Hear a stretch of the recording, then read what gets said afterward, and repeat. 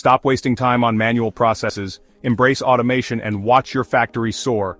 In 2024, the global industrial control and factory automation market was valued at a staggering $256 billion. By 2029, it's projected to skyrocket to $399 billion, boasting a robust 9% CAGR. So what's driving this explosive growth? First up, Industry 4.0. With cyber-physical systems, IoT and cloud computing, factories are becoming smarter and more efficient than ever. And with a growing emphasis on energy efficiency, automation technologies are cutting costs and reducing energy consumption too.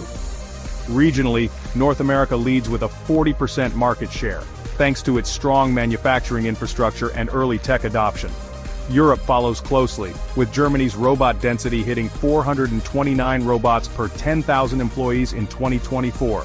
But watch out for Asia Pacific.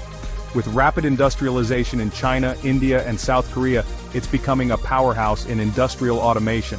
And don't overlook Latin America and the Middle East and Africa, where investments in automation are boosting productivity and competitiveness in key sectors. Visit our website www.verifiedmarketresearch.com. Connect with us at enquiries@verifiedmarketresearch.com.